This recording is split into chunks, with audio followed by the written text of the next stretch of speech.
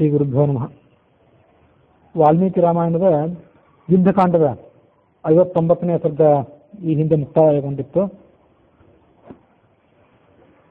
ರಾವಣ ಸ್ವಯಂ ರಾಮನನ್ನ ಎದುರಿಸಬೇಕು ಅಂತ ಬಂದವನು ಲಕ್ಷ್ಮಣನನ್ನ ಬಾಣ ಪ್ರಯೋಗದಿಂದ ಮೂರ್ಛಿತನನ್ನಾಗಿ ಮಾಡಿದ. ಅವನನ್ನು ಎತ್ತಬೇಕು ಅಂತ ಪ್ರಯತ್ನ ಪಟ್ಟ, ಆದರೆ ಅದು ಆಗಲಿಲ್ಲ ಅವನಿಗೆ. ಈ ಎಲ್ಲ ಕಥೆಗಳನ್ನು ಈ ಹಿಂದೆ ಶ್ರವಣ ಮಾಡಿದ್ವಿ. ನಿರ್ಣಯದ ಬೆಳಕಿನಲ್ಲಿ ಕೆಲವು ಅಂಶಗಳನ್ನು ನೋಡುವುದೊಂದು ಉಳಿದಿತ್ತು. ಅದಕ್ಕೆ ಸಂಬಂಧಪಟ್ಟಂಥ ಅಂಶಗಳನ್ನಷ್ಟು ಈಗ ಗಮನಿಸಬೇಕು.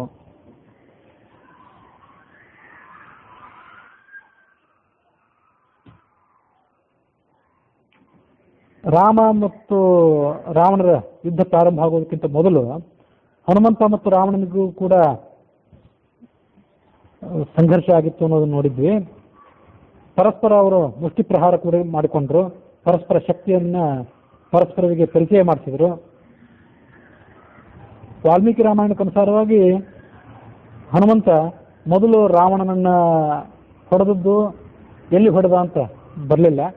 ಎರಡನೇ ಬಾರಿಗೆ ಹೊಡೆದ್ನಲ್ಲ, ರಾವಣ ಲಕ್ಷ್ಮಣನನ್ನ ಅಪಹಾರ ಮಾಡ್ಕೊಂಡು ಹೋಗ್ಬೇಕು ಅಂತ ಪ್ರಯತ್ನ ಪಟ್ಟಾಗ ಆಗ ಹೊಡೆದದ್ದು ಎದೆ ಮೇಲೆ ಅಂತ ವಾಲ್ಮೀಕಿ ರಾಮಾಯಣದಲ್ಲಿ ಬಂದಿತ್ತು. ತಾತ್ಪರ್ಯ ನಿರ್ಣಯಕ್ಕನುಸಾರವಾಗಿ ಮೊದಲನೇ ಬಾರಿ ಹೊಡೆದಾಗಲೇ ಎದೆ ಮೇಲೆ ಹೊಡೆದಿದ್ದ, ಎರಡನೇ ಬಾರಿ ಹೊಡೆದಾಗ ಎಲ್ಲಿ ಹೊಡೆದದ್ದು ಅಂತ ಅಲ್ಲಿ ನಿಶ್ಚಿತವಾಗಿ ಬಂದಿಲ್ಲ.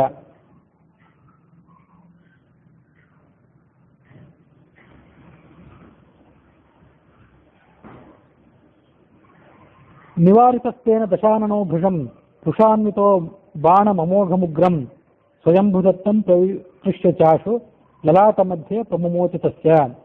ಲಕ್ಷ್ಮಣ ಮತ್ತು ರಾವಣರ ನಡುವೆ ಸಂಘರ್ಷ ನಡೆಯಿತು. ಬ್ರಹ್ಮ ಕೊಟ್ಟಂತಹ ಅಮೋಘವಾದ ಬಾಣವನ್ನು ತೆಗೆದುಕೊಂಡು ಲಕ್ಷ್ಮಣನ ಹಣೆಯ ಮೇಲೆ ಪ್ರಯೋಗ ಮಾಡಿದ. ಆ ಬ್ರಹ್ಮಾಸ್ತ್ರದಿಂದ ಪ್ರಹರ್ತನಾಗಿ ಲಕ್ಷ್ಮಣ ಮೂರ್ಛೆ ಹೋದ. ರಥದಿಂದ ರಾವಣ ಕೆಳಗಿಳಿದ. ಬಲಾತ್ಕಾರದಿಂದ ಹಿಡಿದು ಅವನನ್ನ ತಗೊಂಡು ಹೋಗಬೇಕು ಅಂತ ಪ್ರಯತ್ನ ಪಟ್ಟ. ಲಂಕಾನಗರಕ್ಕೆ ಆತನನ್ನು ಅಪಹರಿಸಿಕೊಂಡು ಹೋಗಬೇಕು ಅಂತ ಪ್ರಯತ್ನ ಪಟ್ಟಿದ್ದ. ಲಕ್ಷ್ಮಣನಿಗೆ ಬಹಳ ಸಂಕಟ ಬಂದು ಒಳಗಿದ್ರೂ ಕೂಡ ಆತ ತನ್ನ ಮೂಲ ರೂಪವನ್ನು ನೆನಪು ಮಾಡಿಕೊಂಡ. ಸಂಪ್ರಾಪ್ಯ ಸಂಜ್ಞಾಂ ಸ ಸುವಿಹ್ವಲೋಪಿ ಸಸ್ಮಾರ ರೂಪಂ ನಿಜಮೇವ ಲಕ್ಷ್ಮಣ ಶೇಷಂ ಹರೇರಂಶಯುತಂ ನಚಾಸ್ಯ ಸ ಚಾಲನಾಯಾಪಿ ಶಶಾಕ ರಾವಣ.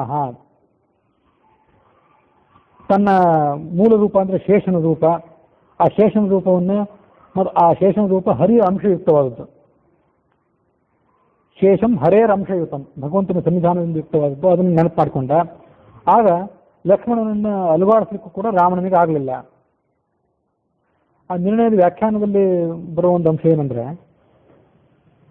ಭಗವಂತನ ಅವತಾರಕ್ಕೂ ಮತ್ತು ಉಳಿದ ದೇವತೆಗಳ ಅವತಾರಕ್ಕೂ ವ್ಯತ್ಯಾಸ ಏನಂದ್ರೆ, ಭಗವಂತನ ಅವತಾರದಲ್ಲಿ ಮೂಲ ರೂಪದಲ್ಲಿ ಮತ್ತು ಅವತಾರ ರೂಪಗಳಲ್ಲಿ ಇವೆರಡರಲ್ಲಿ ಕೂಡ ಜ್ಞಾನ ಶಕ್ತಿ ಇವುಗಳಲ್ಲಿ ವ್ಯತ್ಯಾಸ ಇಲ್ಲ. ಭಗವಂತನ ವೈಕುಂಠ ಶ್ವೇತದ್ವೀಪ ಅನಂತಾಸನಗಳಲ್ಲಿರುವ ಮೂಲ ರೂಪ ಏನಿದೆ ಅದಕ್ಕೆ ಎಷ್ಟು ಶಕ್ತಿ ಇದೆ, ಎಷ್ಟು ಪರಾಕ್ರಮ ಇದೆ, ಎಂಥ ದೇದೀಪ್ಯಮಾನವಾದ ಸ್ವರೂಪ ಇದೆ, ಅಂಥದೇ ಸ್ವರೂಪ ಭೂಲೋಕದಲ್ಲಿರುವ ಅವತಾರ ಮಾಡಿ ಬಂದಂಥ ರೂಪಗಳಿಗೂ ಕೂಡ ಶಕ್ತಿ ಮತ್ತು ಜ್ಞಾನಗಳಲ್ಲಿ ವ್ಯತ್ಯಾಸ ಇಲ್ಲ. ಆದರೆ ಉಳಿದ ದೇವತೆಗಳಿಗೆ ಮೂಲ ರೂಪದಲ್ಲಿರುವಷ್ಟು ಬಲ, ಜ್ಞಾನ, ಗುಣ, ರೂಪ ಇವು ಇರೋದಿಲ್ಲ ಅಂತ ನಿಯಮ ಇದೆ.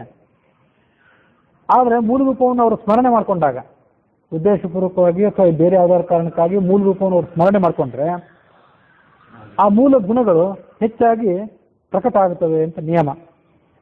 ಶೇಷ ಲಕ್ಷ್ಮಣನ ಮೂಲ ರೂಪ, ಅವನಲ್ಲಿ ಭಗವಂತನ ಶ್ರೀಮನ್ನಾರಾಯಣನ ಸಂಕರ್ಷಣ ರೂಪ ಅನ್ನೋದು ಸನ್ನಿಹಿತ ಯಾವಾಗಲೂ.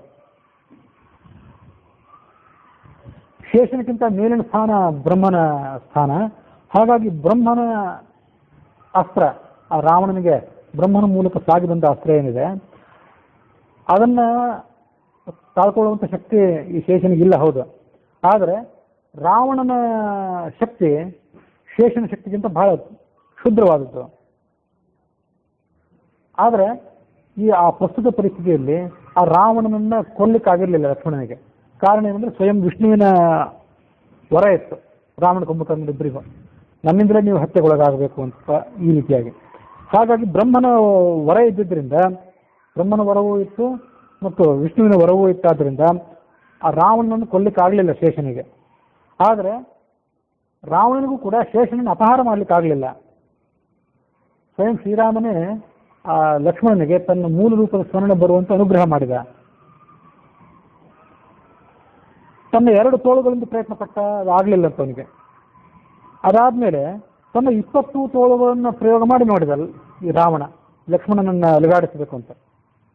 ಆವಾಗಲೂ ಕೂಡ ಅದು ಅವನಿಗೆ ಸಾಧ್ಯ ಆಗಲಿಲ್ಲ. ಚಚಾಲ ಪೃಥ್ವಿ ಸಹ ಮೇರು ಮಂದರ ಸಸಾಗರ ನೈವ ಚಚಾಲ ಲಕ್ಷ್ಮಣ. ಭೂಮಿಯ ಮೇಲೆ ಲಕ್ಷ್ಮಣನ ಶರೀರ ಅಷ್ಟು ದೃಢವಾಗಿ ಸ್ಥಾಪಿತ ಆಗಿಬಿಟ್ಟಿತ್ತಲ್ಲ, ಲಕ್ಷ್ಮಣನನ್ನು ಅಲುಗಾಡಿಸ್ಲಿಕ್ಕೆ ಹೋದಾಗ ಭೂಮಿಯೇ ಅಲುಗಾಡಿತು. ಆದರೆ ಲಕ್ಷ್ಮಣನ ಶರೀರ ಮಾತ್ರ ಆ ಇದ್ದ ಜಾಗದಿಂದ ಮೇಲೆ ಅಲುಗಾಡಲಿಲ್ಲ. ಯಾಕೆಂದ್ರೆ ಸಹಸ್ರ ಮೂರ್ಧ್ನೋಸ್ಯ ಬತೈಕ ಮೂರ್ಧನೆ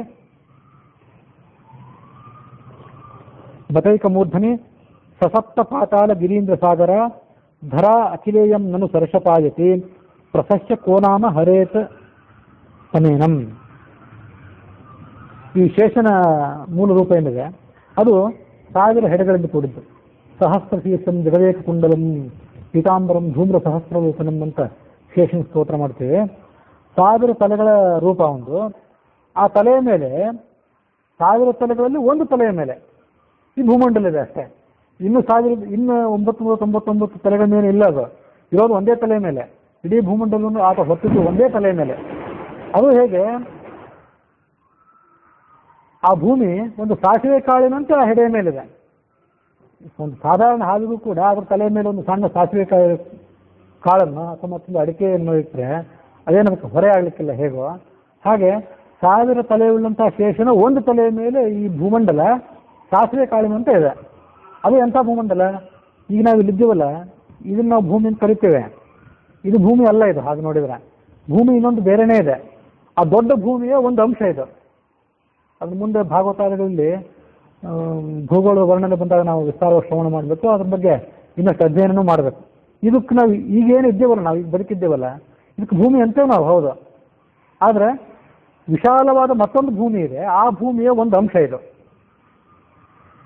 ಯಾಕೆಂದ್ರೆ ಸಸಪ್ತ ಪಾತಾಳ, ಇದರಲ್ಲಿ ಸಪ್ತ ಪಾತಾಳಗಳು, ಅಧೋಲೋಕಗಳು, ಊರ್ಧ್ವಲೋಕಗಳು ಇವೆಲ್ಲರಿಂದ ಸಮೇತವಾದಂತಹ ಈ ಭೂಲೋಕ ಆ ಶೇಷನ ತಲೆಯ ಮೇಲೆ ಸಾಸಿವೆ ಕಾಳಿನಂತೆ ಇದೆ. ಸಪ್ತ ದ್ವೀಪಗಳು, ಸಪ್ತ ಸಾಗರಗಳು ಇವೆಲ್ಲ ಈ ಭೂಮಂಡಲದಲ್ಲಿ ಅಡಗಿವೆ. ಹಾಗಾಗಿ ಭೂಮಂಡಲ ಅಂದ್ರೆ ಇನ್ನೊಂದು ಬೇರೆನೇ ಇದೆ. ಇದು ಈ ನಾವು ಬದುಕುವಂಥ ಭೂಮಂಡಲ, ಸಪ್ತ ಸಾಗರಗಳು, ಸಪ್ತ ದ್ವೀಪಗಳು ಇವೆಲ್ಲ ಇಲ್ಲಿಲ್ಲ. ಹಾಗಾಗಿ ದೊಡ್ಡ ಭೂಮಂಡಲದ ಒಂದು ಅಂಶ ಇದು ಅಂತ ನನ್ನ ಭಾವನೆ. ಹೀಗೆ ಆ ರಾವಣ ಲಕ್ಷ್ಮಣನನ್ನ ಅಲುಗಾಡಿಸಲು ಪ್ರಯತ್ನ ಪಟ್ಟಾಗ ವಿಫಲನಾದಾಗ ಸಮಸ್ತ ಜೀವಾಧಿಪತೆ ಸ್ವರಾತನು ಸಮುತ್ಪಾತಸ್ಯ ಪುರೋಹನುಮಾನ್. ಆಗ ಹನುಮಂತ ಆ ರಾವಣ ಎದುರಿಗೆ ಹಾರಿ ಬಂದು ನಿಂತ್ಕೊಂಡ. ತನ್ನ ವಜ್ರ ಸದೃಶವಾದಂತಹ ಮುಷ್ಟಿಯನ್ನು ಕೋಪದಿಂದ ತಿರುಗಿಸಿದ, ಗದೆಯನ್ನು ತಿರುಗಿಸಿದಂತೆ ತಿರುಗಿಸಿದ. ರಾವಣನ ಮೇಲೆ ಹೊಡೆದ. ರಾವಣ ತನ್ನ ಎಲ್ಲಾ ಮುಖಗಳಿಂದ ಬಿಸಿಯಾದ ರಕ್ತವನ್ನು ವಮನ ಮಾಡಿ ನೆಲದ ಮೇಲೆ ಬಿದ್ದು ಬಿಟ್ಟ. ಈ ಕಡೆ ಹನುಮಂತ ಆ ರಾವಣನನ್ನು ಕೆಡವಿ ಆ ಶೇಷಾವತಾರಿಯಾದಂತಹ ಲಕ್ಷ್ಮಣನನ್ನ ತನ್ನ ಭುಜಗಳಿಂದ ಎತ್ತುಕೊಂಡು ರಾಮನ ಕಡೆ ಕರ್ಕೊಂಡು ಬಂದ.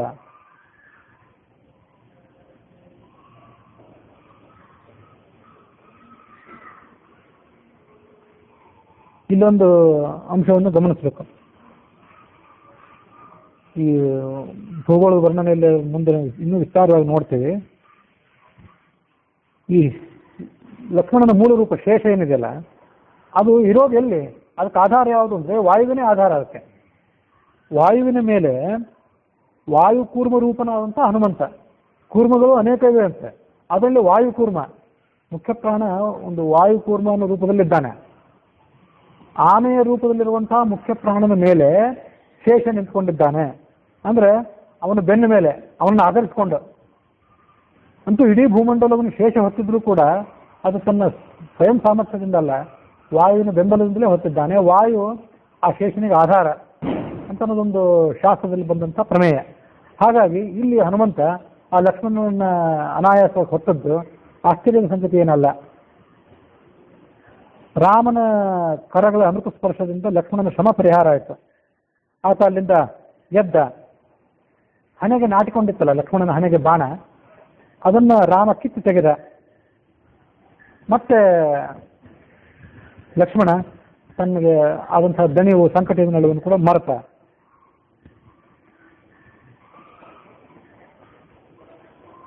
ರಾವಣರ ನಡುವೆ ಆಮೇಲೆ ಯುದ್ಧ ಪ್ರಾರಂಭ ಆಯಿತು. ಅದನ್ನು ನಾವು ವಾಲ್ಮೀಕಿ ರಾಮಾಯಣದಲ್ಲಿ ಈಗಾಗಲೇ ನೋಡಿದ್ವಿ. ಇದು ವಾಲ್ಮೀಕಿ ರಾಮಾಯಣಕ್ಕಿಂತ ಹೊರತಾಗಿ ಇದು ನಿರ್ಣಯದಲ್ಲಿ. ರಾವಣ ರಥದಲ್ಲಿ ಕೂತ್ಕೊಂಡು ಯುದ್ಧ ಮಾಡ್ತಿರುವಾಗ ರಾಮ ನೆಲದ ಮೇಲೆ ನಿಂತು ಯುದ್ಧ ಮಾಡಬಾರದು ಅಂತ ಹನುಮಂತ ಭಾವಿಸಿ ಹನುಮಂತ ತನ್ನ ಹೆಗಲ ಮೇಲೆ ರಾಮನನ್ನು ಕೂಡಿಸಿಕೊಂಡ. ರಾವಣನ ಕಡೆಗೆ ಧಾವಿಸಿದ. ರಾಮ ನಕ್ಕು ಆ ರಾವಣನ ಕುದುರೆಗಳನ್ನ ಸಾರಥಿಗಳನ್ನೆಲ್ಲವನ್ನು ಕೊಂದು ಹಾಕಿದ ಮತ್ತು ಒಂದು ಅರ್ಧಚಂದ್ರಾಕಾರದ ಬಾಣವನ್ನು ತೆಗೆದುಕೊಂಡು ರಾಮನ ಕಿರೀಟವನ್ನು ಕೂಡ ನೆಲಕ್ಕೆ ಬೀಳಿಸಿದ. ಚಕರ್ತ ಮೌಲ್ಯಂ ನಿರ್ಣಯಕ್ಕನುಸಾರವಾಗಿ ಕಿರೀಟವನ್ನೇ ಧ್ವಂಸ ಮಾಡಿದ. ಏನ್ ಮಾಡಬೇಕು ಅಂತ ತಿಳಿಯಲಿಲ್ಲ ರಾವಣನಿಗೆ. ನಿರಾಯುಧ ಆಗಿದ್ದ, ಅಸಹಾಯಕನಾಗಿದ್ದ, ಸಂಕಟಗ್ರಸ್ತನಾಗಿದ್ದ. ಮನೆಗೆ ಹೋಗು, ಎಲ್ಲಾ ಥರದ ದುಃಖಗಳನ್ನು ಅನುಭವಿಸು, ಸಾಯಲಿಕ್ಕೆ ಸಿದ್ಧನಾಗಿ ಮತ್ತೊಮ್ಮೆ ಬಾ, ಎಲ್ಲರಿಗೂ ಹೇಳಿ ಬಾ ಅಂತ ಹೇಳಿದ. ಪ್ರತೋಷ್ಯ ಬಂಧೂನ್ ಪುನರೇಹಿ ಮರ್ತುಂ. ನೀನೀಗ ಹೋದ್ರೆ, ಲಂಕಾನಗರಕ್ಕೆ ಹೋದ್ರೆ ನಿನ್ನ ಬಂಧುಗಳಿಗೆ ಅಲ್ಪ ಸ್ವಲ್ಪ ಸಂತೋಷ ಆಗ್ತದೆ. ಇನ್ನೊಂದು ಸ್ವಲ್ಪ ದಿವಸ ರಾವಣ ನಮ್ಮ ಜೊತೆಗೆ ಬದುಕಿರ್ತಾನೆ ಅಂತ ಸಂತೋಷ ಪಡ್ತಾರೆ. ನೀನು ಬದುಕಿರ್ಲಿಕ್ಕೆ ಇನ್ನೂ ಕೆಲವು ದಿವಸಗಳ ಅವಕಾಶ ಇದೆ, ಅದಷ್ಟನ್ನು ಮುಗಿಸ್ಕೊಂಡು ಬಾ ಅಂತ ರಾವಣನನ್ನು ಕಳಿಸಿಕೊಟ್ಟ. ಹೀಗೆ ಲಜ್ಜಿತನಾದಂಥ ರಾವಣ ಆ ಯುದ್ಧ ಭೂಮಿಯಿಂದ ಹೊರಟು ಹೋದ.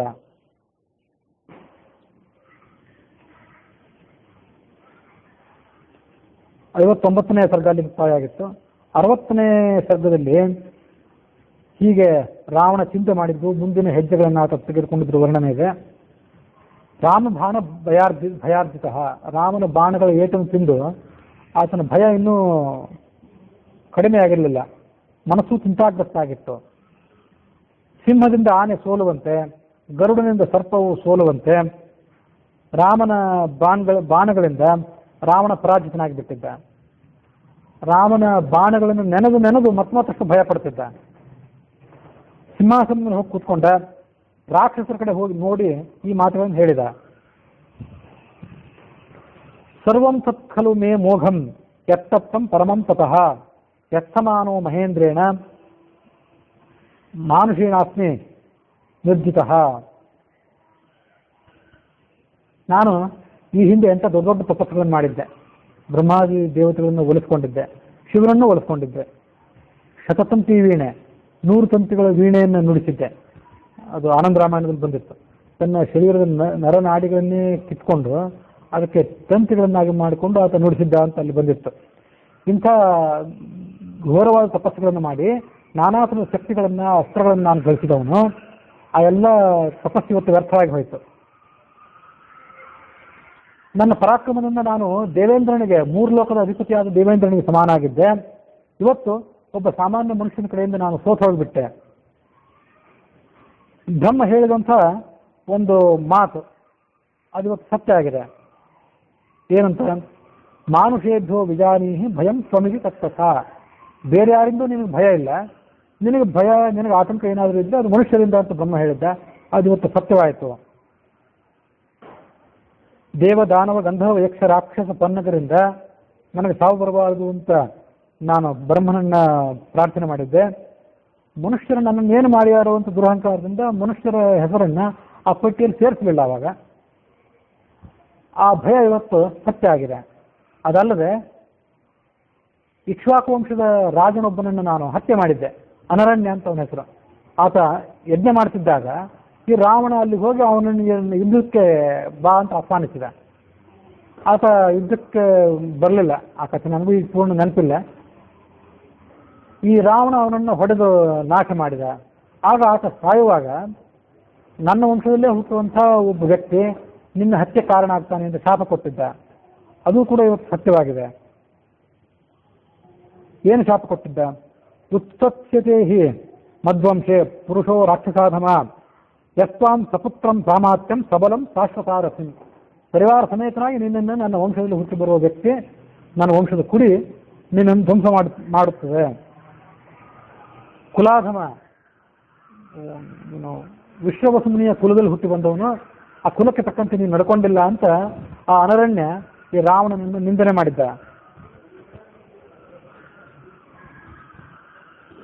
ಎಲ್ಲಾರ್ದು ಶಾಪ ಅವನಿಗೆ ನೆನಪು ಬಂತಾವ. ಚತುರ್ಮುಖ ಬ್ರಹ್ಮ, ಅನರಣ್ಯ ರಾಜ, ವೇದವತಿ ಅಂತ ಒಬ್ಬಳು ಸ್ತ್ರೀಗೂ ಕೂಡ ಆತ ಅತಿಕ್ರಮ ಮಾಡಿದ್ದ. ವೇದವತಿ ಅಂದ್ರೆ ಸಾಕ್ಷಾತ್ ಲಕ್ಷ್ಮಿನೇ, ಅದು ಕೂಡ ಹಿಂದೆ ಬಂದಿತ್ತು. ಶಕ್ತೋಹಂ ವೇದವತ್ಯಾಚ ಯದಾಸ ಧರ್ಷಿತಾ ಪುರ, ಅವಳನ್ನು ನಾನು ಬಲಾತ್ಕರಿಸಕ್ಕೆ ಪ್ರಯತ್ನ ಪಟ್ಟಿದ್ದೆ. ಅವಳ ಕೂದಲನ್ನು ಹಿಡಿದು ಎಳೆದಿದ್ದೆ. ಆಗ ಅವಳು ಕೂದಲನ್ನು ಕತ್ತರಿಸ್ಕೊಂಡು ಅಲ್ಲಿ ಅದೃಷ್ಟಲ್ಲ, ಅಲ್ಲೇನೋ ಬೇರೆ ಕಥೆ ಬಂದಿತ್ತು. ಅಂತೂ ಅವಳು ನನಗೆ ವಶಳಾಗಲಿಲ್ಲ. ಅವಳು ನನಗೆ ನಿನ್ನ ನಾಶಕ್ಕಾಗಿ ಹುಟ್ಟಿ ಬರ್ತೇನೆ ಅಂತ ಶಾಪ ಕೊಟ್ಟಿದ್ಲು.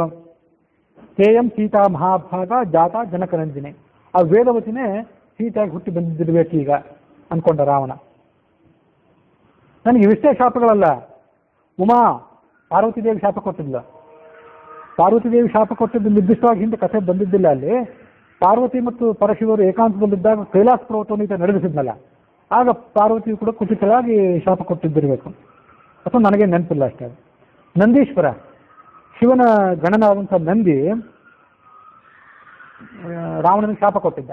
ಯಾಕೆಂದ್ರೆ ಆ ನಂದಿಯ ವಿಚಿತ್ರವಾದ ಮುಖವನ್ನು ನೋಡಿ ರಾವಣ ಅವನಿಗೆ ಹಾಸ್ಯ ಮಾಡಿದ್ದ. ಕಪಿಯಂತೆ ಕಾಣ್ತಿದ್ದೆ ಅಂತ ಹಾಸ್ಯ ಮಾಡಿದ್ದ. ನನ್ನನ್ನು ಕಪಿಯಂತೆ ನೀವು ಹಾಸ್ಯ ಮಾಡ್ತಿದ್ಯಲ್ಲ, ಕಪಿಗಳ ಮೂಲಕವೇ ನನಗೆ ಪರಾಭವ ಬಂದೊದಗಲಿ ಅಂತ ಆ ನಂದೀಶ್ವರನ ಹೇಳಿದ್ದ. ಅದು ಸತ್ಯವಾಯಿತು. ರಂಭೆ ಒಮ್ಮೆ ನಲಕೂಬರದ ಕಡೆಗೆ ಹೊರಟಿದ್ದಾಗ, ನಲಕೂಬರ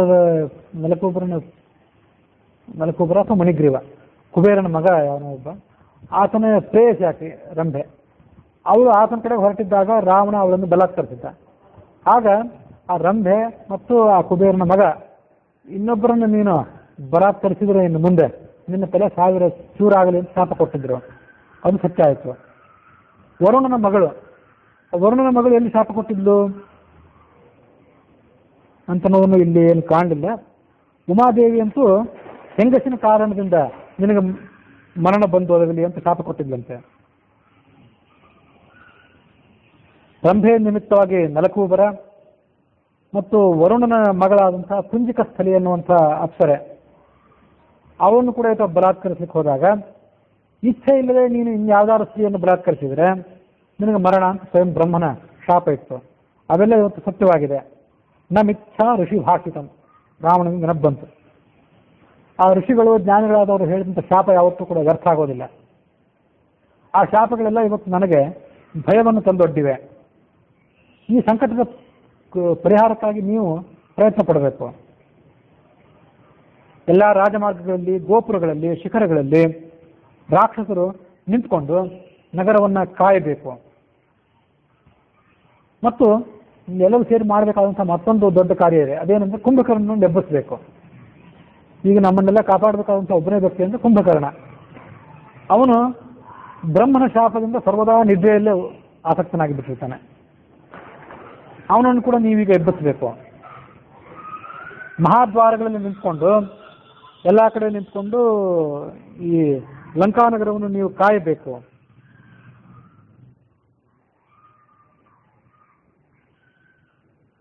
ಯುದ್ಧದಲ್ಲಿ ನನ್ನ ಆಪ್ತ ಮಿತ್ರನ ಸಚಿವನಾದಂತಹ ಪ್ರಹಸ್ತ ಏನಿದ್ದಾನೆ, ಅವನ ಮರಣ ನನಗೆ ಮೇಲಿಂದ ಮೇಲೆ ಕಾಡ್ತಾ ಇದೆ. ಅದರ ದುಃಖ ನನ್ನನ್ನು ಬಿಟ್ಟು ಹೋಗ್ತಿಲ್ಲ. ಅದಕ್ಕಾಗಿ ನೀವು ಹೇಳೋದು ಮತ್ತೊಮ್ಮೆ ಲಂಕಾನಗರದ ರಕ್ಷಣೆಗಾಗಿ ಸನ್ನದ್ಧರಾಗಬೇಕು ಈಗ ಹೇಳಿದೆ ಅವರಿಗೆ.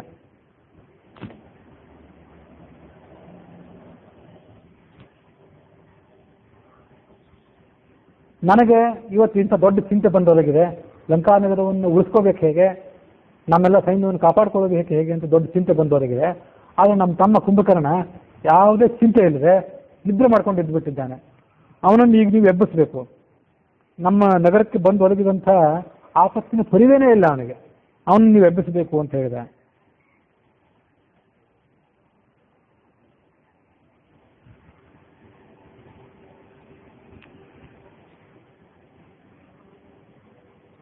ಅವನ ಬುದ್ಧಿ ಕಾಲನಿಂದ ವಂಚಿತ ಆಗಿಬಿಟ್ಟಿದೆ. ಕಾಲಪುರುಷ ಸ್ವಯಂ ಪರಮಾತ್ಮ ಆ ಕುಂಭಕರ್ಣನ ಬುದ್ಧಿಯನ್ನು ಮರಳು ಮಾಡಿ ಆತ ಒಂದು ವೇಳೆ ಎಚ್ಚೆತ್ತುಕೊಂಡಿದ್ದಿದ್ರೆ ಇಡೀ ಜಗತ್ತನ್ನ ಧ್ವಂಸ ಮಾಡಿಬಿಡ್ತಿದ್ದ. ಅದಕ್ಕೆ ಆತನಿಗೆ ಎಚ್ಚರಕ್ಕಿಂತ ನಿದ್ರೆಯೇ ಹೆಚ್ಚಾಗಲಿ ಅಂತ ಕಾಲಪುರುಷ ಅವನನ್ನು ವಂಚನೆ ಮಾಡಿಬಿಟ್ಟಿದ್ದಾನೆ, ಅವನು ನಿದ್ದೆ ಮಾಡ್ಕೊಂಡು ಬಿಟ್ಟಿದ್ದಾನೆ, ಅವನನ್ನು ಎಬ್ಬಿಸಬೇಕಾಗಿದೆ. ಕೆಲವು ವೇಳೆ ಆತ 9 ತಿಂಗಳು ಮಲಗಿರ್ತಾನಂತೆ, ವಾಲ್ಮೀಕಿ ರಾಮಾಯಣ ಹೇಳ್ತದೆ. ಮತ್ತೆ ಕೆಲವು ಬಾರಿ 7 ತಿಂಗಳು, ಮತ್ತೆ ಕೆಲವು ಬಾರಿ 10 ತಿಂಗಳು, ಮತ್ತೆ ಕೆಲವು ಬಾರಿ 8 ತಿಂಗಳು. ಹೀಗೆ ಆತ ಹೆಚ್ಚಾಗಿ ಮಲಗೇ ಇರ್ತಾನೆ. ಯಾವಾಗ ಒಮ್ಮೆ ಹೇಳ್ತಾನೆ, ಮತ್ತೆ ಮಲಗಿರ್ತಾನೆ. ಈಗ 9 ದಿವಸಗಳ ಹಿಂದೆ ಆತ ನನ್ನ ಜೊತೆ ಮಂತ್ರಾಲೋಚನೆ ಮಾಡಿದ್ದ. ಮಂತ್ರಾಲೋಚನೆ ಮಾಡಿ ಮತ್ತೆ ಹೋಗಿ ಮಲಗಿದ್ದಾನೆ. ಅವನನ್ನು ನೀವೀಗ ಎಬ್ಬಿಸಬೇಕಾಗಿದೆ. ಕುಂಭಕರ್ಣನನ್ನು ಎಬ್ಬಿಸ್ರಿ. ಆತ ಎದ್ದರೆ ರಾಮ ಲಕ್ಷ್ಮಣರನ್ನ ಮತ್ತೆ ಕುಂಭಕರ್ಣ ಈ ಕಪಿಗಳನ್ನ, ಹನುಮಂತ ಮೊದಲಾದವರನ್ನ ಆತ ಧ್ವಂಸ ಮಾಡ್ತಾನೆ. ಅದಕ್ಕಾಗಿ ಕೂಡಲೇ ಪ್ರಯತ್ನ ಪಡ್ರಿ ಅಂತ ಹೇಳಿದ.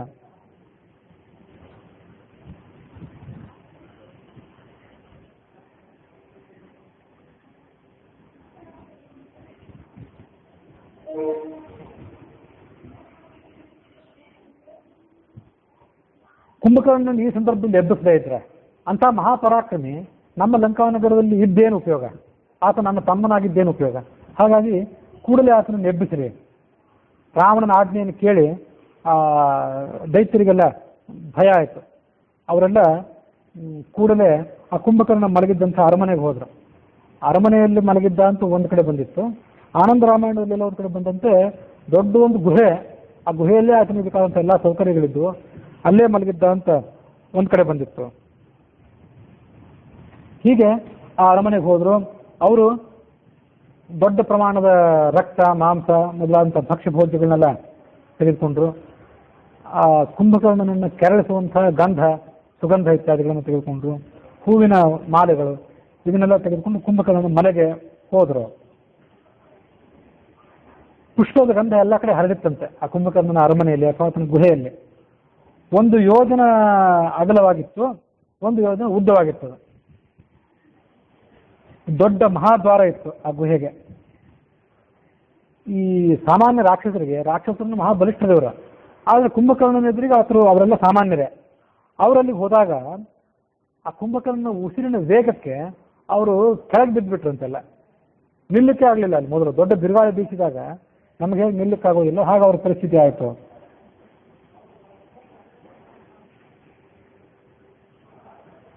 ಆತ ಉಸಿರನ್ನು ಹೊರಗೆ ಬಿಟ್ಟಾಗ ಇವ್ರು ಕೆಳಗೆ ಬೀಳ್ತಿದ್ರು, ಉಸಿರನ್ನು ಒಳಗೆ ಎಳ್ಕೊಂಡಾಗ ಇವರು ಆತನ ಮೂಗಿನ ಕಡೆನೇ ಧಾವಿಸ್ತಿದ್ರು.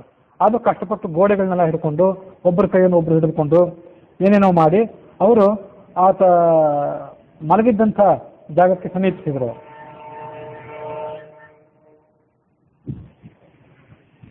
ದೊಡ್ಡದೊಂದು ಪರ್ವತದ ಶ್ರೇಣಿ ಒಂದು ಕಡೆಯಿಂದ ಒಂದು ಕಡೆ ಚಾಚಿಕೊಂಡು ಹೇಗೆ ಬಿದ್ದಿರ್ತವೆ ಹಾಗೆ ಕುಂಭಕರ್ಣ ಬಿದ್ದುಕೊಂಡಿದ್ದ. ಅವನನ್ನು ಅವರು ಎಚ್ಚರಗೊಳಿಸಬೇಕು ಅಂತ ಪ್ರಯತ್ನ ಪಟ್ಟರು. ಅವನ ಇಡೀ ಶರೀರದ ತುಂಬೆಲ್ಲ ನಿಮಿರಿ ನಿಂತಹ ರೋಮದ ಕೂಪಗಳಿದ್ದವು. ದೊಡ್ಡ ಹೆಬ್ಬಾವಿನಂತೆ ಆತ ದೀರ್ಘವಾಗಿ ಉಸಿರು ಬಿಡ್ತಿದ್ದ. ಅವನ ಮುಖ ಪಾತಾಳದಂತೆ ಭಯಂಕರವಾಗಿತ್ತು. ಸಮಗ್ರ ಶರೀರನೂ ಕೂಡ ಹಾಸಿಗೆ ಮೇಲೆ ಮಲಗಿಕೊಂಡಿತ್ತು. ಈ ಹಿಂದೆ ಆತ ಭೋಜನ ಮಾಡಿದಂಥ ರಕ್ತ, ಮಾಂಸ ಇತ್ಯಾದಿಗಳ ಭೋಜನದಿಂದ ಆತನ ಶರೀರದಿಂದೆಲ್ಲ ದುರ್ಗಂಧ ಹೊರಸೂಸ್ತಿತ್ತು. ಭುಜದಲ್ಲಿ ಚಿನ್ನದ ತೋಳ್ಬಳೆಗಳಿದ್ದವು. ಅವನನ್ನ ಈ ರಾಕ್ಷಸರು ನೋಡಿದ್ರು. ನೋಡಿ ಅವನನ್ನು ಎಬ್ಬಿಸಬೇಕು ಹೇಗೆ ಅಂತ ಮೊದಲು ದೀರ್ಘವಾಗಿ ಆಲೋಚನೆ ಮಾಡಿದರು. ಅವನ ಸಮೀಪದಲ್ಲಿ ಆತ ಎದ್ದು ಕೂಡಲೇ ಆತನ ಭೋಜನಕ್ಕಾಗಿ ಮೊದಲು ವ್ಯವಸ್ಥೆಯನ್ನು ಮಾಡಿದರು. ಜಿಂಕೆ, ಎಮ್ಮೆ, ಹಂದಿ ಮೊದಲಾದಂಥ ಪ್ರಾಣಿಗಳ ಮಾಂಸದ ರಾಶಿಯನ್ನು ಅಲ್ಲಿ ಸಿದ್ಧ ಮಾಡಿದರು. ದೊಡ್ಡ ಪ್ರಮಾಣದ ಅನ್ನದ ರಾಶಿಯನ್ನು ಸಿದ್ಧ ಮಾಡಿದರು. ರಕ್ತದಿಂದ ತುಂಬಿದ ಗಡಿಗೆಗಳು, ನಾನಾ ಥರದ ಮಾಂಸಗಳು ಆತನನ್ನು ಮುಂದಿಟ್ಟರು. ವಿವಿಧ ರೀತಿಯಾದಂಥ ಸುಗಂಧಗಳನ್ನ ಆತನ ಶರೀರಕ್ಕೆ ಹಚ್ಚಿದರು. ಆ ಸುಗಂಧದ ಅಘ್ರಾಣದಿಂದ ಆತ ಹೇಳಬಹುದು ಅಂತ ಅವರು ಆಲೋಚನೆ ಮಾಡಿದರು. ತೀವ್ರವಾದಂತಹ ಸುವಾಸನೆ ಇದ್ದಂಥ ಹೂವುಗಳನ್ನು ಆತನ ಮೂಗಿನ ಹತ್ತಿರಕ್ಕೆ ಅವರು ಹಿಡಿದರು. ಮತ್ತು ಕೆಲವರು ಧೂಪ, ಗಂಧ ಇತ್ಯಾದಿಗಳನ್ನ ಆ ಮನೆಯಲ್ಲೆಲ್ಲ ಹರಡಿದರು. ಅದರ ವಾಸನೆಗೆ ಆತ ಎದ್ದೇಳಬಹುದು ಅಂತ. ಇನ್ನು ಕೆಲವರು ಆತನನ್ನ ಸ್ತೋತ್ರ ಮಾಡಿದರು. ಆದರೆ ಅವು ಯಾವುದಕ್ಕೂ ಕೂಡ ಅವರು ಆ ಕುಂಭಕರ್ಣ ಸರಿ ಸುಲಭವಾಗಿ ಹೇಳಲಿಲ್ಲ. ಆದರೆ ದೊಡ್ಡ ಪ್ರಮಾಣದ ರಾಕ್ಷಸರ ಸೈನ್ಯವೇ ಅಲ್ಲಿ ಹೋಗಿತ್ತಾದ್ರಿಂದ ಅವರು ಕೂಡ ಬಡಪಟ್ಟಿಗೆ ಒಪ್ಪಲಿಲ್ಲ. ಏನನ್ನಾದ್ರೂ ಮಾಡಿ ರಾವಣನ ಆಜ್ಞೆಯಂತೆ ಆತನ ಎಬ್ಬಿಸಬೇಕಾದ ಅವ್ರ ಕರ್ತವ್ಯ ಆಗಿತ್ತು. ದೊಡ್ಡ ಗಂಟಿನಲ್ಲಿ ಅನೇಕ ಜನ ರಾಕ್ಷಸರಿದ್ದರು. ಅವರೆಲ್ಲ ಜೋರಾಗಿ ಸಿಂಹನಾದ ಮಾಡಿದರು ಅವನನ್ನು ಎಬ್ಬಿಸುವ ಸಲುವಾಗಿ. ಆದರೆ ಕುಂಭಕರ್ಣ ಹೇಳಲಿಲ್ಲ. ಎಷ್ಟು ಪ್ರಯತ್ನ ಪಟ್ಟರು ಅವ್ರು ಹೇಳದೇ ಇದ್ದಾಗ ಇವರಿಗೆ ಸಹನೆಯನ್ನು ಕಳ್ಕೊಳ್ಬೇಕಾಯಿತು. ದೊಡ್ಡ ದೊಡ್ಡ ಶಂಖಗಳನ್ನು ಏಕಕಾಲಕ್ಕೆ ಊದಿದರು. ಒಂದೊಂದೇ ಶಂಖ ಸಾಕಾಗಲಿಕ್ಕಿಲ್ಲ ಅಂತ ಸಾವಿರಾರು ಶಂಖಗಳನ್ನು ಏಕಕಾಲದಲ್ಲಿ ಊದಿದರು. ಭುಜಗಳನ್ನು ತಮ್ಮ ತೊಡೆಗಳನ್ನು ಬಲವಾಗಿ ತಟ್ಟಿಕೊಂಡ್ರು. ಭಾರವಾದ ಪದಾರ್ಥಗಳನ್ನು, ಒನಕೆ, ಗದೆ, ದೊಡ್ಡ ಬಂಡೆಕಲ್ಲುಗಳು ಇವನ್ನೆಲ್ಲ ಆತನ ಮೇಲೆ ಹಾಕಿದರು. ಬರೇ ಶಂಖ ಅಷ್ಟೇ ಅಲ್ಲ, ದೊಡ್ಡ ದೊಡ್ಡ ನಗಾರಿಗಳು, ಇನ್ನು ನಾನಾ ಥರದ ವಾದ್ಯಗಳನ್ನು ಅವರು ಅಲ್ಲಿ ವಾದನ ಮಾಡಿದರು. ಆ ಎಲ್ಲ ವಾದನದ ಪರಿಣಾಮವಾಗಿ ಸುತ್ತಮುತ್ತಲಿದ್ದಂಥ ಪಕ್ಷಿಗಳು, ಮೃಗಗಳು ಹೆದರಿ ದಿಕ್ಕಾಪಾಲಾಗಿ ಹೋದವೇ ಹೊರತು ಕುಂಭಕರ್ಣ ಮಾತ್ರ ಮೇಲೆ ಏಳಲಿಲ್ಲ. ಅವೆಲ್ಲ ಹೆದರಿ ಆಕಾಶಕ್ಕೆ ಹೋದವು. ಆಕಾಶಕ್ಕೆ ಹೋದಾಗಲೂ ಕೂಡ ಆ ಧ್ವನಿಯ ತೀವ್ರತೆಯನ್ನು ತಾಳಲಿಕ್ಕಾಗದೆ ಎದೆ ಹೊಡೆದು ಅವೆಲ್ಲ ಮತ್ತೆ ಕೆಳಗೆ ಬಿದ್ದು ಆ ಪಕ್ಷಿಗಳೆಲ್ಲ. ಭುಷುಂಡಿ, ಮುಸಲ, ಗದಾ ಮೊದಲಾದ ಆಯುಧಗಳನ್ನು ತಂದರು. ಭುಷುಂಡಿ ಅಂದರೆ ಎಂಥ ಆಯುಧ ಅಂತ ಏನು ಗೊತ್ತಿಲ್ಲ. ಆ ಆಯುಧಗಳನ್ನು ತಂದು ಅವನ ಎದೆ ಮೇಲೆ ಅವರು ಪ್ರಹಾರ ಮಾಡಿದರು. ಆದರೆ ಅವನ ಎದುರು ನಿಲ್ಲಕ್ಕೆ ಅವ್ರಿಗೆ ಕಷ್ಟ ಆಗ್ತಿತ್ತು ಮೊದಲು, ಯಾಕಂದ್ರೆ ಶ್ವಾಸೋಚ್ಛ್ವಾಸ ಒಂದು ಅಷ್ಟು ತೀವ್ರವಾಗಿತ್ತು. ಅವ್ರೇನು ಮಾಡಿದ್ರು, ವಸ್ತ್ರಗಳನ್ನು ಬಿಗಿಯಾಗಿ ಕಟ್ಕೊಂಡಿದ್ರಂತೆ, ಅದು ಕೆಳಗೆ ಬೀಳಬಾರ್ದಂತೆ. ಹಗ್ಗದಂತೆ ತಮ್ಮ ಶರೀರಕ್ಕೂ ಸಮೀಪದಲ್ಲಿರುವಂಥ ಕಂಬ ಮೊದಲಾದವುಗಳಿಗೂ ಆ ವಸ್ತ್ರಗಳನ್ನು ಕಟ್ಕೊಂಡಿರಬೇಕು. 10,000 ಜನ ರಾಕ್ಷಸರು ಏಕಕಾಲದಲ್ಲಿ ಮೃದಂಗ, ಪಣವ, ಭೇರಿ ಇವುಗಳನ್ನು ನುಡಿಸಿದರು. ಒಂದೇ ಭೇರಿಯನ್ನೇ ಒಂದು 5 ನಿಮಿಷ ನುಡಿಸಿದ್ದು ನಮ್ಗೆ ಕೇಳಲಿಕ್ಕಾಗೋದಿಲ್ಲ. ಅಂಥದ್ದು 10,000 ಜನ ರಾಕ್ಷಸರು ನುಡಿಸಿದ್ರು. ಶಂಖವಾದ್ಯಗಳನ್ನು ಮಾಡಿದರು. ಕುಂಭವಾದ್ಯಗಳನ್ನು, ಗಡಿಗೆ ಇರ್ತದಲ್ಲ, ಆ ಗಡಿಗೆಗಳನ್ನು ಬಾರಿಸಿದ್ದಿರಬೇಕು. ಪರ್ವತದ ಶಿಖರಗಳನ್ನು ಕಿತ್ಕೊಂಡು ಬಂದರು. ಸಾಮಾನ್ಯವಾದ ಮಂಗಲವಾದ್ಯಗಳಿಂದ ಆತ ಹೇಳೋದಿಲ್ಲ ಅಂತಿಸ್ಕೊಂಡು ರಣವಾದ್ಯಗಳು, ಮಂಗಲವಾದ್ಯಗಳ ಧ್ವನಿ ಸ್ವಲ್ಪ ಸೌಮ್ಯವಾಗಿರ್ತದೆ. ರಣವಾದ್ಯಗಳು ಅಂದರೆ ಯುದ್ಧ ಭೂಮಿಯಲ್ಲಿ ನುಡಿಸಬೇಕಾಗುತ್ತೆ. ಅಂಥದನ್ನು ಕೂಡ ಅವರು ತಂದು ಅಲ್ಲಿ ನುಡಿಸಿದರು. ಆದರೂ ಆತ ಅಷ್ಟು ಸುಲಭವಾಗಿ ಹೇಳಲಿಲ್ಲ.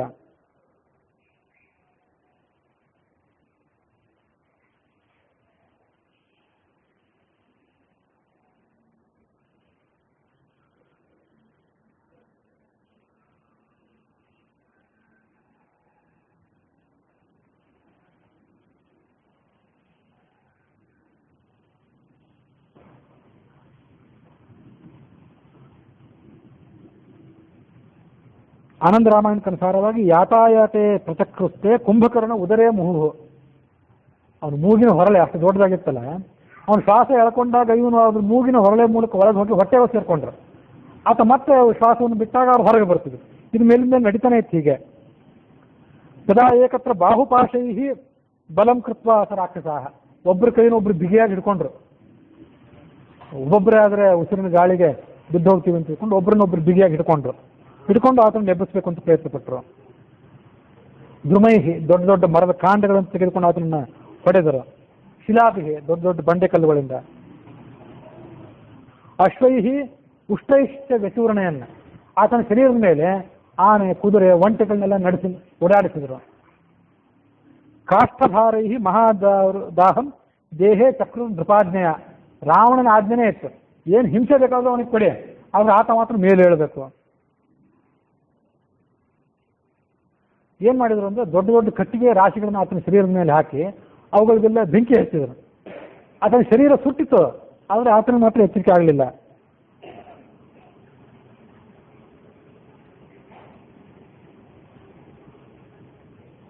ಆನೆಗಳನ್ನ ತಮ್ಮ ಅಂಕುಶಗಳಿಂದ ಹಿಂಸಿಸಿ ಆ ಕುಂಭಕರ್ಣನ ಶರೀರದ ಮೇಲೆಲ್ಲ ಓಡಾಡುವಂತೆ ಮಾಡಿದ್ರು ಅವರು. ಮುಳ್ಳಿನಿಂದ ಕೂಡಿದಂತಹ ದೊಣ್ಣೆಗಳು, ಮುದ್ಗರ, ಮುಸಲ ಮೊದಲಾದವುಗಳಿಂದ ಇದು ಆಯುಧಗಳಿಂದ ಆತನ ಶರೀರವನ್ನ ಹೊಡೆದರು. ಆ ಶಬ್ದದಿಂದ ಇಡೀ ಲಂಕಾನಗರವೇ ನಡುಗಿತ್ತು, ಆದರೆ ಆತ ಮಾತ್ರ ಎಚ್ಚೆತ್ತಲಿಲ್ಲ. 1,000 ಭೇರಿಗಳನ್ನ ದಂಡಗಳಿಂದ ಕೋಲುಗಳಿಂದ ಏಕಕಾಲದಲ್ಲಿ ನುಡಿಸಿದ್ರು. ಇಷ್ಟಾದರೂ ಶಾಪಾಭಿಭೂತನಾಗಿಬಿಟ್ಟಿದ್ದಂತೆ ಕುಂಭಕರ್ಣ. ಶಾಪ ಇತ್ತು ಅವನಿಗೆ, ಹೇಗೆ ಅವನಿಗೆ ಎಚ್ಚರ ಹೇಗೆ ಹೋಗಬೇಕು. ಅವನು ಮತ್ತೊಂದು ರೀತಿಯಲ್ಲಿ ತಮ್ಮ ಪರಾಕ್ರಮ ಅವರು ಪ್ರಕಟ ಮಾಡಿದರು. ಕೆಲವರು ಬೇರೆ ನುಡಿಸಿದ್ರು, ಕೆಲವರು ಗರ್ಜನೆ ಮಾಡಿದರು, ಕೆಲವರು ಆತನ ಕೂದಲುಗಳನ್ನು ಕಿತ್ತಿದ್ರು, ಚಿಮಟ ಮೊದಲಾದ ಇಕ್ಕಳಗಳನ್ನು ಕೂದಲುಗಳನ್ನು ಕಿತ್ತಿದ್ರು, ಕೆಲವರು ಕಿವಿಗಳನ್ನು ಕಚ್ಚಿದ್ರು, 100 ಬಿಂದಿಗೆಯಷ್ಟು ನೀರನ್ನ 2 ಕಿವಿಗಳಲ್ಲಿ ಸುರಿದರು. ಆ ಒಂದು ಕಿವಿಯಲ್ಲಿ, ಈ ಕಡೆ ಒಂದು ಕಿವಿಯಲ್ಲಿ. ಕುಂಭಕರ್ಣ ಅಲುಗಾಡಲೇ ಇಲ್ಲ. ಕುಂಭಕರ್ಣನ ತಲೆ, ಎದೆ, ಅಂಗಾಂಗಗಳಲ್ಲಿ ಸತತವಾಗಿ ಪ್ರಹಾರ ಮಾಡಿದರು. ಶತಘ್ನಿಗಳು ಅಂತ. ಶತಘ್ನಿ ಅಂತಂದ್ರೆ ಎಲ್ಲೋ ಒಂದ್ ಕಡೆ ಬರುವಂತ ಈಗಿನ ಕಾಲ ತೋಪ್ ಇರ್ತಾವಲ್ಲ, ಫಿರಂಗಿಗಳು. ಆ 100 ಶತ ಅಂದ್ರೆ 100 ಮಂದಿ. ಆ 100 ಮಂದಿಯನ್ನ ಘ್ನಿ ಅಂದ್ರೆ ಕೊಲ್ಲುವಂತ ಆಯುಧಗಳು, ತೋಪು, ಫಿರಂಗಿ ಅಂತ ಆಯುಧಗಳು. ಅವುಗಳನ್ನ ಹಗ್ಗಗಳನ್ನು ಕಟ್ಟಿ 2-3 ಜನ ರಾಕ್ಷಸರು ಅಥವಾ ಕುದುರೆಗೆ, ಆನೆಗಳಿಗೆ ಅವುಗಳನ್ನು ಕಟ್ಟಿ ಆ ಶತಘ್ನಿ ಆಯುಧಗಳನ್ನ ಕುಂಭಕರ್ಣನ ಶರೀರದ ಮೇಲೆ ಓಡಾಡಿಸಿದರು. ಆದರೂ ಆತ ಎಚ್ಚೆತ್ತುಕೊಳ್ಳಿಲ್ಲ. 1000 ಆನೆಗಳನ್ನ ಶರೀರದ ಮೇಲೆ ಏಕಕಾಲದಲ್ಲಿ ನುಗ್ಗಿಸಿದ್ರು. ಆಗ ಅವನಿಗೆ ಏನೋ ಸ್ವಲ್ಪ ಮುಟ್ಟಿದಂತಾಯ್ತು. ಆತ ಎಚ್ಚೆತ್ತುಕೊಂಡ. ಆದರೂ ಇನ್ನೂ ಅವನಿಗೆ ಲಕ್ಷ್ಯ ಇರಲಿಲ್ಲ. ಯಾವ ಮಹಾಪ್ರಹಾರಗಳನ್ನು ಆತ ಲೆಕ್ಕಕ್ಕೆ ತೆಗೆದುಕೊಳ್ಳಲಿಲ್ಲ. ಮತ್ತು 1000 ಆನೆಗಳು ಓಡಾಡಿದಾಗ ಮಾತ್ರ ಅವನಿಗೆ ಸ್ವಲ್ಪ ಎಚ್ಚರ ಆಯಿತು. ನಿದ್ರಾಭಂಗ ಆಗಿತ್ತು, ಹಸಿವಾಗಿತ್ತು. ಆಕಳಿಸಿಕೊಂಡು ಆಗ ಎದ್ದು ಕೂತ್ಕೊಂಡ.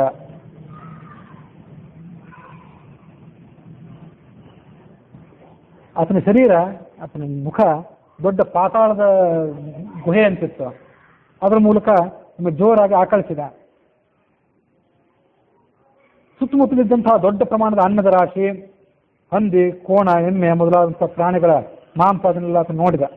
ಅದನ್ನೆಲ್ಲ ಕ್ಷಣಾರ್ಧದಲ್ಲಿ ಮುಗಿಸಿಬಿಟ್ಟ. ತನ್ನ ಹೊಟ್ಟೆ ತುಂಬುವಷ್ಟು ಮಾಂಸವನ್ನ ಭಕ್ಷಣೆ ಮಾಡಿದ. ಬಾಯಾರಿಕೆ ತೀರುವಷ್ಟು ರಕ್ತವನ್ನು ಕುಡಿದ. ಇದೆಲ್ಲ ಆದ್ಮೇಲೆ ಕುಂಭಕರ್ಣ ತೃಪ್ತನಾಗಿದ್ದಾನೆ ಅಂತ ರಾಕ್ಷಸರಿಗೆ ಅನಿಸ್ತು. ಸೂಕರಾನ್ ಮಹಿಷಾನ್ ವರಾನ್ ಕೋಟಿಶಃ ಸುಮುಖೇ ಕ್ಷಿಪ್ವ. 100 ಕೋಟಿಗಟ್ಟೆ ಸಂಖ್ಯೆಯಲ್ಲಿ ಹಂದಿಗಳನ್ನ, ಎಮ್ಮೆ, ಕೋಣಗಳನ್ನ ತನ್ನ ಮುಖದಲ್ಲಿ ಹಾಕೊಂಡ ಅಂತ ಆನಂದ ರಾಮಾಯಣ ಹೇಳ್ತದೆ. ಕ್ಷಿಪ್ವ ಜಲವಾಪಿ ವಿಶೋಷ್ಯ. ಆತನ ಕುಡಿಲಿಕ್ಕೆ ನೀರು ಬೇಕಾಗಿತ್ತಲ್ಲ, ಅದು ವಾಲ್ಮೀಕಿ ರಾಮಾಯಣದಲ್ಲಿ ಬರಲಿಲ್ಲ. ಆನಂದ ರಾಮಾಯಣಕ್ಕನುಸಾರವಾಗಿ ಜಲವಾಪಿ, ನೀರಿನಿಂದ ತುಂಬಿದ ದೊಡ್ಡ ದೊಡ್ಡ ಬಾವಿಗಳನ್ನು ಆ ಸಮೀಪಕ್ಕೆ ವ್ಯವಸ್ಥೆ ಮಾಡಿದ್ರು.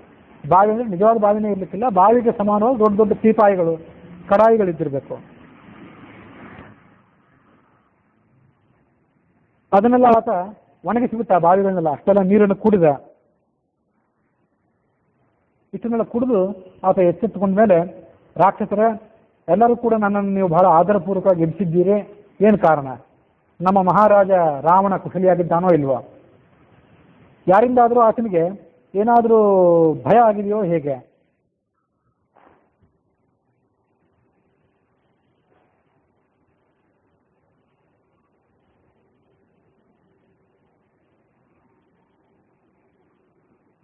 ಏನು ಕಾರಣ ಆಗಿದೆ ಹೇಳಿ. ಅಥವಾ ಏನಾದರೂ ಯಾರೋ ಒಬ್ಬರ ಕಾರಣದಿಂದಾಗ ಅವನಿಗೆ ಏನೋ ಸಂಕಟ ಬಂದು ಒದಗಿರಬೇಕು. ಅದರ ನಿವಾರಣೆಗಾಗಿ ನೀವೆಲ್ಲರೂ ನನ್ನನ್ನು ಎಚ್ಚರಗೊಳಿಸಿದ್ದಿರಬೇಕು. ಅದೇನೇ ಇರಲಿ, ನಮ್ಮ ರಾಜನಿಗೆ ಬಂದೊದಗಿದಂಥ ಭಯವನ್ನು ನಾನು ಪರಿಹಾರ ಮಾಡ್ತೇನೆ. ಇಂದ್ರನನ್ನಾದರೂ ಸೋಲಿಸ್ತೇನೆ, ಅಗ್ನಿಯನ್ನಾದರೂ ತಂಪು ಮಾಡ್ತೇನೆ. ಅಲ್ಪ ಸ್ವಲ್ಪ ಕಾರಣಕ್ಕಾಗಿ ನಮ್ಮ ರಾಜ ನನ್ನ ಎಬ್ಬಿಸೋದಿಲ್ಲ, ಏನೋ ದೊಡ್ಡ ಕಾರಣ ಇದ್ದಿರಬೇಕು. ಅದಕ್ಕಾಗಿ ನನಗೆ ಏನು ಕಾರಣವನ್ನು ಹೇಳಿ ಅಂದ. ಯೂಪಾಕ್ಷ ಅನ್ನುವ ರಾಕ್ಷಸ ಅವರಲ್ಲಿ ಮುಂದೆ ಬಂದ. ಮಹಾರಾಜನೇ, ದೇವತೆಗಳಿಂದ ನಮಗೆ ಯಾವತ್ತೂ ಕೂಡ ಭಯವಿಲ್ಲ. ದೇವತೆಗಳಿಂದ ನಾವು ಗೆದ್ದಾಗಿದೆ. ಈಗ ನಮಗೆ ಭಯ ಬಂದೊದಗಿರೋದು ಒಬ್ಬ ಮನುಷ್ಯನಿಂದ. ಪರ್ವತಾಕಾರರಾದಂತಹ ವಾನರರು ನಮ್ಮ ಲಂಕಾನಗರವನ್ನು ಇವತ್ತು ಮುತ್ತಿದ್ದಾರೆ. ಹಿಂದೆ ಒಬ್ಬನೇ ವಾನರ ಇಡೀ ಲಂಕಾನಗರವನ್ನೇ ಸುಟ್ಟು ಹಾಕಿಬಿಟ್ಟ. ಅಕ್ಷಯಕುಮಾರನ, ರಾವಣನ ಮಗನನ್ನ ಆ ವಾನರ, ಹನುಮಂತ ಅನ್ನೋ ಹೆಸರಿನ ವಾನರ ಹಿಂದೆ ಕೊಂದು ಹಾಕಿಬಿಟ್ಟ. ಈಗ ಆ ಸ್ವಯಂ ರಾವಣನ ಜೊತೆ ಯುದ್ಧ ಮಾಡಿ ಆತನನ್ನು ಸೋಲಿಸಿ ಆತನ ಜೀವ ಸಮೇತ ಮತ್ತೊಮ್ಮೆ ಕಳಿಸಿಕೊಟ್ಟಿದ್ದಾನೆ. ಯಾವ ರಾವಣ ದೇವತೆಗಳು, ದಾನವರು, ಯಕ್ಷ ರಾಕ್ಷಸರಿಗೂ ಕೂಡ ಸೋತಿರಲಿಲ್ವೋ ಅಂಥ ರಾವಣ ಇವತ್ತೊಬ್ಬ ಮನುಷ್ಯನ ಕಡೆಯಿಂದ ಸೋತು ಹೋಗಿದ್ದಾನೆ. ಆದರೆ ಪ್ರಾಣ ಒಂದು ಹೋಗಿಲ್ಲ ಇನ್ನೂ. ಕುಂಭಕರ್ಣನ ಕಣ್ಣಿನ ಗುಡ್ಡೆಗಳು ತಿರುಗಲಿಕ್ಕೆ ಶುರು ಮಾಡಿದರು ಕೋಪದಿಂದ. ರಾವಣನ ಯಾಕೆ ಭೇಟಿ ಮಾಡಬೇಕು? ರಾವಣನ ನಮ್ಮ ಅಣ್ಣನನ್ನು ಆಮೇಲೆ ಭೇಟಿ ಮಾಡ್ತೀನಿ, ಮೊದಲು ಆ ಸೈನ್ಯವನ್ನೆಲ್ಲ ಮುಗಿಸಿಬಿಡ್ತೀನಿ ಅಂದ ಅವನು ಈ ಕುಂಭಕರ್ಣ. ರಾಮ ಲಕ್ಷ್ಮಣ ರಕ್ತವನ್ನು ನಾನೇ ಕುಡಿತೇನೆ. ಆಗ ಮಹೋದರ ಅನ್ನುವನೊಬ್ಬ ಕೈ ಮುಗಿದು ಹೇಳಿದ, ಹಾಗೆ ಬೇಡ, ಮೊದಲು ರಾವಣನನ್ನ ಭೇಟಿ ಮಾಡು, ಅವನ ಸಲಹೆಯನ್ನು ಕೇಳಿ ಅವನ ಆಜ್ಞೆಯನ್ನು ಪಡ್ಕೊಂಡು ಗುಣದೋಷಗಳನ್ನು ವಿಮರ್ಶೆ ಮಾಡಿಕೊಂಡು ಮುಂದೆ ನೀನು ಆ ಕಡೆ ಶತ್ರುಗಳ ಸೈನ್ಯದ ಮೇಲೆ ದಂಡೆತ್ತಿ ಹೋಗು. ಹಾಗೇ ಆಗಲಿ ಅಂದ. ರಾವಣನ ಅರಮನೆಗೆ ಬಂದ ಈ ಲಕ್ಷ್ಮಣ.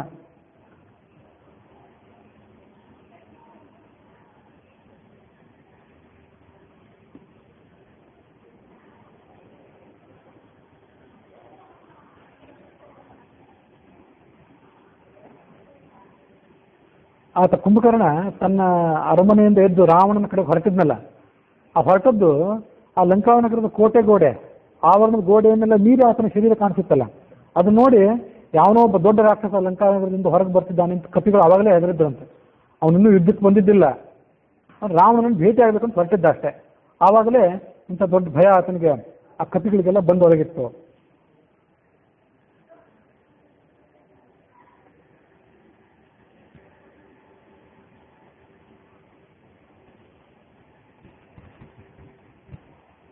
ಈ ಕಡೆ ರಾಕ್ಷಸರೆಲ್ಲ ರಾವಣನ ಅರಮನೆಗೆ ಬಂದರು.